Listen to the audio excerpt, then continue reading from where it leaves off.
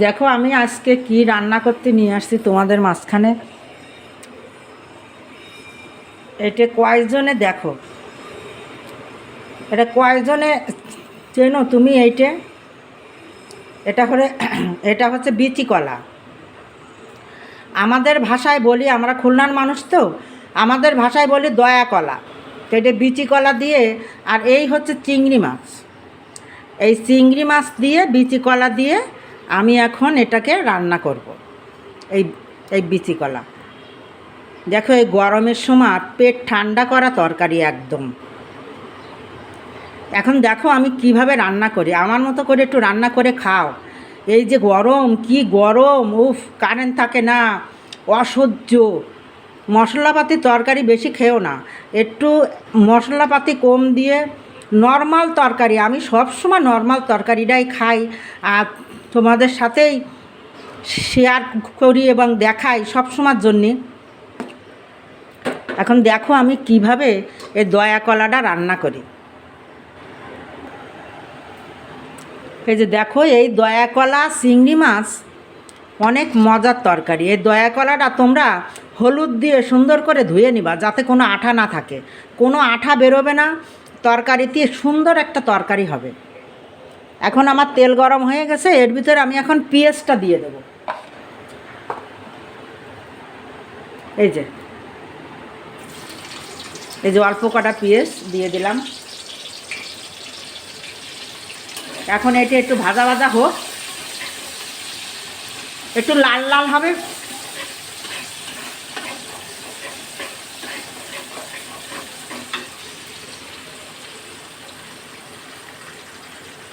এই যে দেখো আমার পেঁয়াজটা হয়ে গেছে,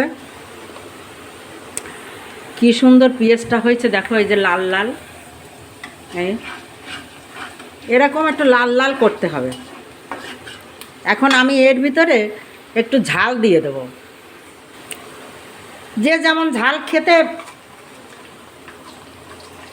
পারবা সে তেমন ঝাল দেবে। আমার অল্প কটা ঝাল ছিল, তাই আমি দিয়ে দিলাম। এর ভিতরে এই যে এখন এই যে আদা রসুন ধনে জিরে একসঙ্গে বাটা, দেখো কত সুবিধা এই রান্নার জন্য। একসঙ্গে তুমি বেটে ফ্রিজে রাখবা, যখন যেটা রান্না করবা তখন সেই মাপের তরকারি মতন তুমি আদা রসুন সবটা এক তরকারিতে যাবে। আমার যেমন তরকারি ঠিক সেইভাবে দিতে হবে। আমি 1 চামচ দিয়ে দিলাম।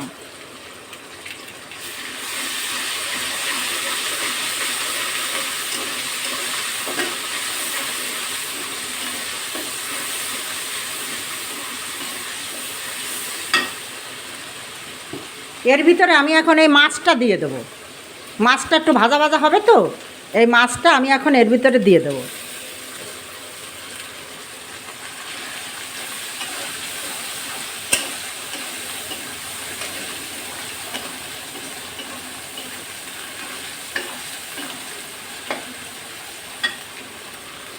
এইভাবে আমার মতন একটু রান্না করে খাও।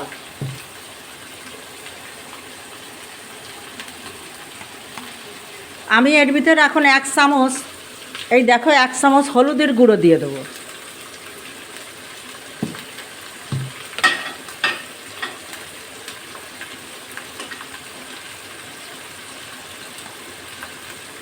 এক চামচ লবণ দেবো, এটা হলো স্বাদ মতো।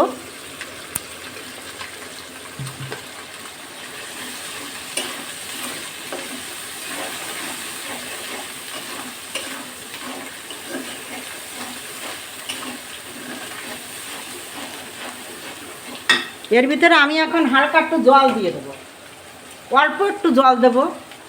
তো না কষালে হবে না তো, অল্প সামান্য।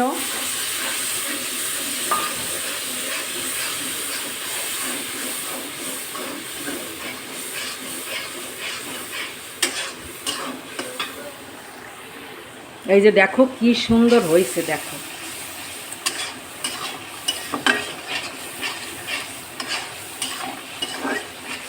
না পড়ে জানো, কোনো তরকারি পাতি রান্না করলে জানো সবসময় খেয়াল করবা জানো না পুড়িয়ে না যায়।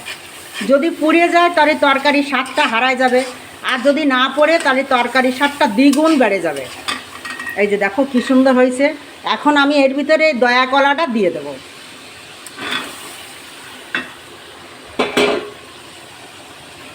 এই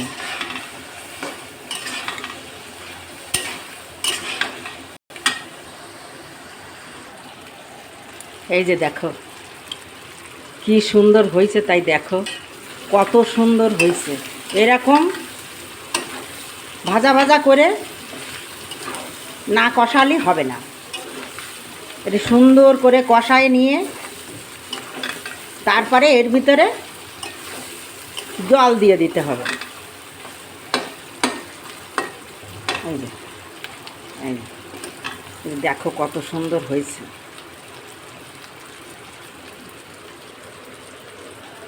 এখন আমি এর ভিতরে মাপ মতন জল দিয়ে দেব।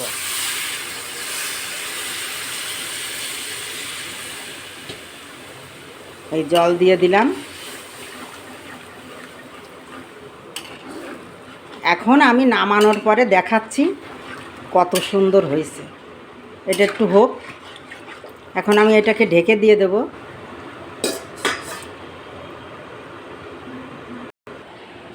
এই যে দেখো তরকারিটা নামাই নিয়ে আইছি, কত সুন্দর হয়েছে।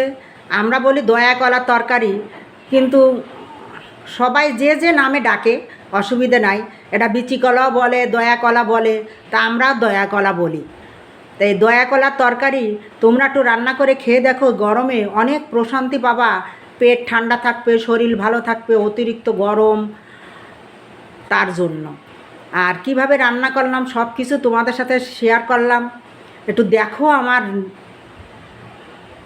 যে রান্নাটা আমি করলাম ওইটা একটু দেখো, তারপরে তোমরা রান্না করে খাও।